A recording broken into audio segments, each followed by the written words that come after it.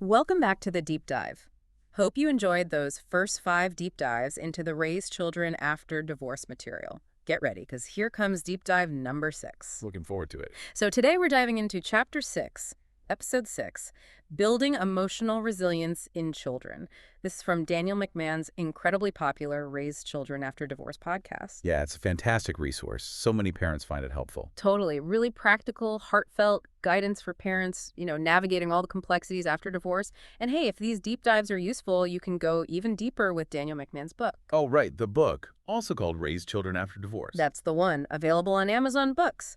So our mission today, let's unpack the key strategies for helping kids build up that strong emotional resilience. Sounds good. You mentioned focusing on creating that supportive environment for expression, and also those practical ways to manage stress. Exactly. Let's get into it and see how we can make these ideas work in, real life. Well, it's interesting how Daniel McMahon, right off the bat in his podcast episode, he really zeroes in on this fundamental need. Kids need to feel genuinely heard. And their emotions. They need to be, well, not just tolerated, but really acknowledged. That sets the scene, doesn't it, for understanding resilience building. It really does. It's paved by us, the adults, actively and consistently, fostering that open emotional expression. You mentioned judgment-free. That's the bedrock he talks about. Absolutely. And one of the first practical things he brings up is regular family check-ins. Right, the check-ins. Yeah, you highlighted that, and it just seems so simple, but really effective. He suggests maybe weekly, Sunday breakfast, or maybe in the evening sometime. The key thing being the consistency. Exactly. That predictable, dedicated time where kids know, okay, this is my space to share my week, the good stuff, the tough stuff, and really feel like their feelings actually matter. Why is that consistency so vital, do you think? That's a great question.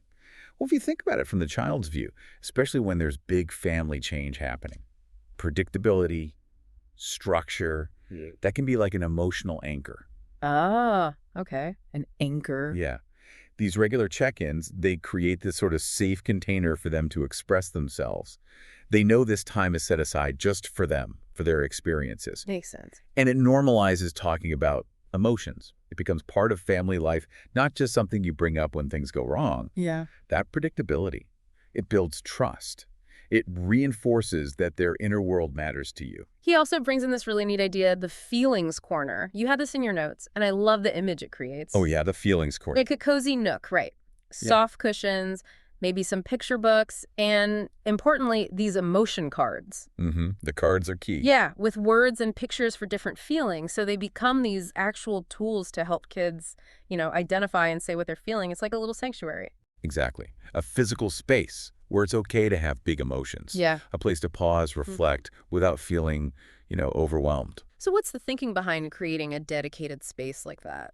Well, it taps into this idea of providing a secure base, right, for emotional exploration. Think like attachment theory. Okay. A safe, predictable environment lets kids venture out, explore their world, knowing they have a reliable place to come back to if they feel distressed.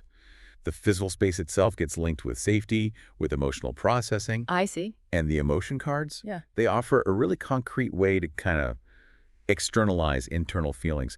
For younger kids who maybe don't have the words yet, Right. these visuals can bridge that gap, make feelings more tangible, less abstract. It's about giving them permission and the tools to understand their own internal landscape. That makes perfect sense. And it leads right into the next strategy, which is the power of modeling emotional expression. Yes, modeling. So important. McMahon really underlines how impactful it is when parents openly share their own experiences. Yeah. Talk about a time you felt frustrated at work, but handled it well. Maybe took a walk, talked it through. Or even sharing joy, right? How it connected you with others. Exactly. And he specifically mentions using I feel statements in just like everyday family chat. Yeah, like I feel worried when... Right. I feel worried when the house is noisy because it's hard to concentrate. It's not just about showing you're vulnerable. It's actively showing healthy, non-blaming communication and building empathy in the family. What makes that modeling so effective? Well, this is where social learning theory comes in, which is fascinating. Kids learn by watching people around them, especially their main caregivers, right? So when parents model healthy emotional expression, they're basically giving their kids a living blueprint. They show it's okay to have all sorts of emotions. And how to deal with them. And crucially, demonstrating constructive ways to acknowledge and respond to those feelings. It teaches kids that emotions are normal, part of being human, and there are effective, healthy ways to handle them. Right. And by using those I feel statements, parents are also teaching a vital communication skill, how to express your own needs and feelings assertively, without blaming or attacking. That just fosters a more empathetic, understanding family vibe. And then Daniel McMahon, in his, super popular Raise Children After Divorce podcast, he talks about creative outlets, which I found really interesting. Ah, yes, the creative side. He points out that things like drawing or painting can give you this unique window into a child's inner world. A nonverbal window. Yeah. Yeah. So if you encourage, like, a home art station where they can just create freely, no judgment, you're giving them a nonverbal way to project and explore feelings visually. And music too, right? And music. He highlights music as another really powerful way for emotional release. Maybe making playlists that match their mood, or just belting out favorite songs. What's the significance of these nonverbal ways of expressing things? What's really interesting there is that these creative outlets kind of bypass the need for talking directly about it. Oh, okay. Sometimes kids just don't have the words, or they might feel awkward saying it. Art and music give alternative paths for those emotions to come out and be processed. So it's communication without words. Exactly. It's a way for them to communicate their inner state without the direct pressure of having to spell it out verbally. A kid feeling angry might show it through aggressive scribbling or pick music with a really intense beat. Right, I can see that. It provides an emotional release, and it can be a clue for parents about what their child might be going through. Plus, just doing creative stuff can be therapeutic in itself. It offers that sense of flow, allows for emotional release without even trying. Absolutely. And speaking of words, Daniel McMahon, again, his Raise Children After Divorce podcast is such a great resource. He stresses how crucial it is to expand a child's emotional vocabulary. Yes, the vocabulary piece is huge. He suggests making it fun, like playing emotion word games. You mentioned things like describing how a character in a book or movie might be feeling. Yeah, helps build empathy too. Totally. Broadens their word bank for emotions, but also gets them thinking about different perspectives, understanding the nuances of how others feel. He also suggests using story time to focus on characters' emotions. Pausing to discuss feelings. Yeah, pausing to talk about what the characters might be feeling and why. Why is focusing on vocabulary so important here? It's so key because the more precise, the more nuanced a child's emotional vocabulary gets, the better they are at understanding and labeling their own internal states. Okay. That's the first step to emotional regulation, right? Yeah. You can't manage something if you can't identify it. It moves beyond just happy or sad to richer words like frustrated, anxious, disappointed, overwhelmed. Gives them more tools. Exactly. This bigger vocabulary also empowers them to communicate their feelings better to others, which means more understanding, more support. Plus, exploring characters' emotions in stories. That builds empathy and shows them that a whole range of feelings is just normal. Yeah. Helps them see they're not alone in how they feel. We would even make this more interactive, sort of like the approach Daniel McMahon takes in his podcast. Oh, so? Like, create our own emotion word game, write different emotions on cards, take turns picking one, and then act out or describe a time you felt that way. Oh, that sounds fun. And practical. Yeah. Seems like a fun way to encourage expression and really lock in those vocabulary skills in the family. What do you think of the overall impact of creating this kind of rich environment for emotional expression? Well, what stands out to me is the combined effect of all these strategies. It's not just one or two things, it's weaving them together. Creating this whole environment where emotional awareness, expression, understanding, it's all consistently encouraged. Right. It's the whole picture. Yeah. And that kind of environment sends a really powerful message to kids.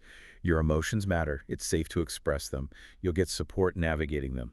The overall goal, like Dan McMahon communicates so well, is helping kids see emotions are natural, manageable parts of life. And giving them the tools. Exactly. Providing the tools in a supportive space empowers them to build the resilience they need to thrive. And honestly, if this discussion is hitting home, definitely check out Daniel McMahon's Raise Children After Divorce podcast. It's just packed with this practical wisdom. And the book too, right? Raise Children After Divorce on Amazon Books for an even deeper dive. Spot on. Highly recommend both. Okay, let's shift gears a bit. Let's talk about equipping kids with strategies for dealing with stress. Daniel McMahon, in that podcast, uses a great analogy. Ah, yes, the rainstorm analogy. Yeah, stress is like an unexpected rainstorm, and teaching stress management is like giving them an umbrella. It's such a relatable way to frame it for parents and kids. It really is. He starts with simple but really effective breathing exercises, like balloon breathing, Good one for kids. where they imagine inflating and deflating a balloon with their breath. It helps focus the mind, calms the nervous system. Why are these simple breathing things so powerful? Their power lies in the direct impact on our autonomic nervous system, specifically the parasympathetic branch. That's the rest and digest response. Okay. When kids do slow, deep breathing, it literally signals their body, you're safe. Mm. This slows the heart rate, lowers blood pressure, reduces those feelings of anxiety. And the balloon image helps? Yeah, it makes it engaging, easier for kids to visualize and focus on their breath. It's a tool they can pull out anytime, anywhere, to help regulate their body's response to stress right in that moment. Yes, and you also noted progressive muscle relaxation. Right, PMR. That technique where you systematically tense, then slowly release different muscle groups, toes up to your head. It helps kids become more aware of where they hold tension and teaches them how to consciously let it go. How does that body awareness help with stress? What's really interesting is the direct link between physical tension and emotional stress. Often when we feel stressed, kids and adults, it shows up physically Yeah. as tight muscles. Shoulders up by your ears. Yeah. Exactly. Right. PMR helps break that cycle by bringing awareness to those tense spots. By deliberately tensing and then releasing, kids learn to feel the difference between tension and relaxation. Ah, I see. This body awareness empowers them to spot early signs of stress in their bodies and do something to release that tension before it builds up. It's a tangible way to feel more in control, physically and emotionally. Daniel McMahon, whose Raised Children After Divorce podcast is such a go-to, also really emphasizes fostering a problem-solving mindset. Yes, shifting from fear to curiosity. Right. Instead of seeing challenges as scary, encourage that, how can we figure this out? Attitude. He suggests role-playing scenarios. Like common kid dilemmas. Yeah, to brainstorm solutions together, build their confidence that they can handle future difficulties. Why is taking that proactive approach so important for resilience? It's fundamental, really, for building a sense of agency and of competence. When kids are actively involved in solving problems, they learn challenges aren't roadblocks. They're more like puzzles to figure out. Changes the perspective. Completely. Shift them from feeling helpless to feeling empowered. By brainstorming solutions, practicing coping skills in a safe space like role-playing, they build up this toolkit of responses. Ready for when things get real. Exactly. It builds their self-efficacy, that belief in their own ability to handle things, which is just a cornerstone of emotional resilience. They learn they can actually do something about their circumstances, not just be victims of them. Another valuable tool he brings up that you included is encouraging journaling. A private space. Yeah, a safe space for kids to process experiences, emotions, get clarity on what's actually stressing them out, explore thoughts without worrying about judgment. What are some specific benefits of journaling for kids? Oh, journaling has tons of benefits for emotional well-being. It's an outlet for feelings they might not want to say out loud. Writing things down helps them process, make sense of experiences, leads to more self-awareness, emotional clarity. Help sort things out. Definitely. It can also help them spot patterns. What triggers stress, how they react. Looking back at entries can give real insights over time. Plus, the act of writing itself can be cathartic. A release. It's like having a conversation with yourself, exploring your inner world without pressure. And of course, we can't forget physical activity. That's huge. Absolutely fundamental. Daniel McMahon, in his podcast, highlights how it's a natural mood booster, releases those endorphins. Yep. The brain's feel-good chemicals. He suggests family walks, bike rides, encouraging team sports or exercise classes. It's not just the physical benefits, but also quality time, social connections. Can you elaborate on that link between activity and emotional well-being? Well, it's multifaceted. Like you said, endorphins directly boost mood. Activity also helps lower stress hormones, like cortisol. Yeah. Plus, just getting moving can be a healthy distraction from worries, negative thoughts. Yeah. Team sports, group exercise. They offer social interaction, belonging, teamwork skills, all contributing to resilience. Even just a walk outside. Oh yeah, even a simple walk in nature can be calming, or restorative for the mind. It's really about finding that healthy balance between physical and mental well-being. He also talks about establishing a consistent calming routine. Predictability is key. Yeah, predictability, deliberately adding soothing activities to the schedule, like consistent bedtime rituals, reading, maybe relaxation techniques, or designated afternoon quiet time for reading, music, just sitting quietly. Creates stability, signals the brain to unwind. How do routines help reduce stress? Routines provide structure, predictability in a child's day. That can be incredibly reassuring, especially during stressful times or times of change. Knowing what's coming reduces uncertainty, anxiety, Makes sense. and those calming activities built into the routine. They act like cues for the body and mind to slow down, relax. A consistent bedtime routine signals time to wind down for sleep, which is vital for emotional regulation. And quiet time during the day. Gives a needed break from stimulation, lets kids recharge, process things calmly. These routines become emotional anchors, helping kids feel more secure, more in control. So the big message here, like you said, is equipping kids with this whole range of coping tools really empowers them. Right. Builds their resilience toolkit. Helps them navigate life's stressors, find balance. It's that kind of practical, actionable advice that makes Daniel McMahon's Raise Children After Divorce podcast resonate so much, I think. Absolutely. And again, you can find even more in his book, Raise Children After Divorce, on Amazon Books. Definitely worth checking out. Okay, let's shift focus now to building that child-centric support network. Yeah. Super important. Daniel McMahon emphasizes in his podcast how teachers and coaches can be these trusted allies for kids. Right, beyond just grades or sports. Exactly. Offering guidance, a supportive ear. They're often in a position to notice if a child is struggling, offer support, maybe a different perspective. Yeah, and encouraging kids to see these adults as part of their network is key, isn't it? Totally. They can be such positive role models, teaching resilience, teamwork. How can parents help foster those connections? Well, parents can definitely play a role by keeping communication open with teachers, coaches, let them know they're seen as part of the support team, Right. and encourage kids to talk to these adults if they hit a rough patch. Frame them as helpful resources. Like if a kid's having social issues at school, maybe say, hey, thought about talking to Mrs. Jones. She's really good at helping kids work things out. Yeah, validating those relationships, empowering the child. And then there's extended family, undeniably valuable. Oh, hugely. Aunts, uncles, grandparents. Close family friends, too. They offer different perspectives, a sense of continuity, that extra layer of love and support, regular visits, maybe mentorship. It really enriches a child's life, adds emotional scaffolding. What are the unique benefits extended family bring? Well, they often offer a different kind of connection than parents, don't they? Maybe more time just to listen, without the daily parenting pressures. True. They can offer different views based on their own lives, connect on a different level sometimes, share stories about the parents when they were young, maybe offer insights from a slightly removed perspective. That sense of intergenerational connection, belonging, can be incredibly grounding, Yeah. supportive, especially during family changes. And then fostering healthy peer connections. Yeah. So vital. Absolutely. Friendships are crucial. They give kids that unique space to just be themselves, get emotional validation from others going through similar stuff, encouraging play dates, group activities, sleepovers, clubs, teams, helps build those social circles. Why are peer relationships so important emotionally? Well, peers offer a kind of validation and understanding that adults just can't fully replicate.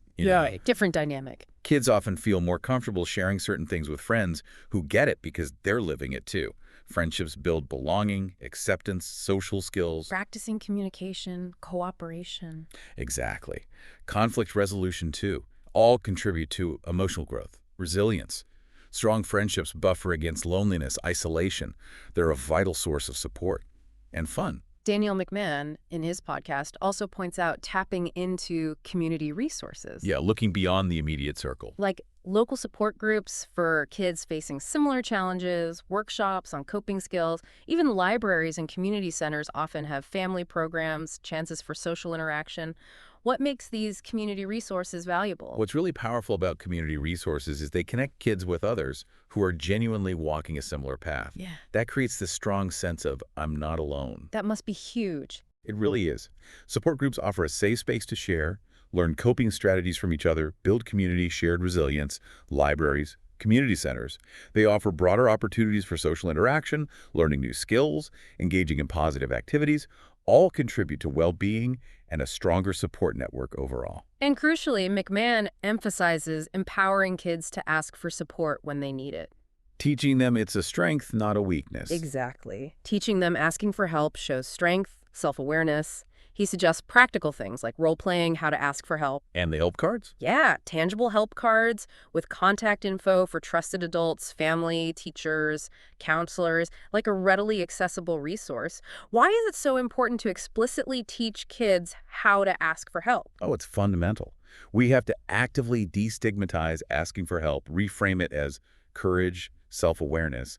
By explicitly teaching them how to say what they need and who they can turn to, we empower them to manage their own well-being. Gives them agency. Totally. Role-playing gives safe practice. The help cards are concrete reminders.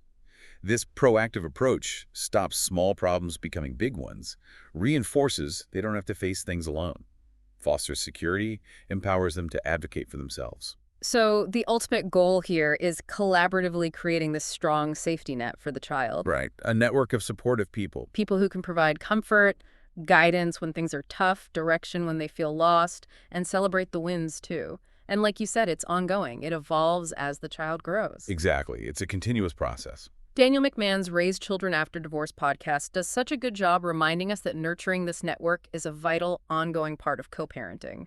And his book, Raise Children After Divorce, on Amazon Books, has even more thoughtful guidance on this. Definitely. Okay, finally, let's touch on integrating therapeutic interventions, an important piece. For sure. Daniel McMahon points out in his podcast, sometimes seeking professional mental health support is incredibly beneficial, especially if you see persistent, worrying changes in mood or behavior. Right, and seeing it as proactive, not failure. Crucial point. It's a positive step towards supporting their well-being. And he talks about different options, like play therapy for younger kids. Using play as their language. Lets them express emotions, process things through play. And for older kids, adolescents, he mentions cognitive behavioral therapy, CBT. Right, focusing on identifying and changing those negative thought patterns that fuel distress. And he stresses finding the right fit, right? The approach that matches the child's needs, their stage. Why is that individual approach so critical? It's critical because kids aren't just small adults. They have different developmental needs, different ways of understanding and expressing emotions. Play therapy works for younger kids who might not have the words. While CBT might suit older kids better. Exactly. Older kids with more abstract thinking skills might connect better with CBT's focus on thoughts. Recognizing these differences, finding a therapist and a style that clicks with the child's needs and personality, that's essential for therapy to work. Makes it more likely they'll feel understood, comfortable, engaged. Daniel McMahon, in his Raise Children After Divorce podcast, also talks about the collaborative side of working with mental health pros. Yes, teamwork between therapist and parents. Regular updates, feedback, respecting privacy, of course, reinforcing strategies at home, maybe even involving the child in setting therapy goals. Why is that collaboration so important for good outcomes? It creates this cohesive, supportive bubble around the child. When parents are involved, reinforcing strategies at home, it shows a united front for the child's well-being. It helps therapeutic gains stick outside the therapy room. Makes sense. And involving the child in goal setting, when appropriate. That fosters ownership, empowers them in their own healing, creates a shared understanding, ensures everyone's pulling in the same direction, maximizes the chance for positive, lasting change. And McMahon offers helpful ways parents can frame therapy positively for kids. Yeah, normalizing it. Like using storybooks with characters in therapy, or framing it as a tool for growth, like having a coach for feelings, not just sports. What's the impact of that positive framing? Well, normalizing it, framing it positively, significantly cuts down the stigma often tied to getting mental health support. Right. Makes it less scary or shameful. Exactly. Helps kids see it not as something to hide, but as a sign of strength, a proactive step to feel better. Comparing it to a coach helps them get it. It's about learning skills, strategies to handle challenges, reach goals, in this case, emotional well-being goals. This positive framing makes kids more willing to engage, see it as a helpful resource, not a punishment or sign something's wrong with them. So ultimately, therapy can be this safe haven for kids, a place to explore emotions with guidance, address immediate worries, and build those essential lifelong emotional resilience skills. Precisely. And as Daniel McMahon emphasizes, seeking that professional support is a powerful, proactive step parents can take to give their child the resources they need to really thrive. Wow. Okay. We've just finished a really comprehensive, insightful deep dive into building emotional resilience in children. We drew so much from Daniel McMahon's excellent Chapter 6 of his incredibly popular Raise Children After Divorce podcast. Yeah, we covered a lot of ground. From creating those safe spaces for feelings, developing coping skills for stress, the importance of that support network, and knowing when therapy can make a real difference. And what's consistently great about Daniel McMahon's approach in his podcast is how practical it is.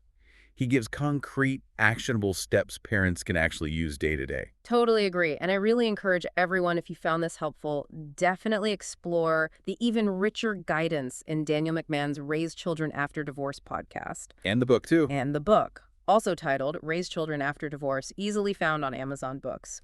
It really is an indispensable resource for so many parents navigating co-parenting and supporting their kids through it all. So as you go into your week, maybe think about how you could consciously weave in just one or two of these strategies into your family life. Remember, even small, consistent steps can add up to make a really big, positive impact on your child's emotional world. hmm And here's a final thought for you to mull over. In what specific ways can you, through your own actions and words, model vulnerability and real emotional openness in a way that encourages your child to feel safe doing the same, building that even stronger bond of trust and deeper understanding in your family?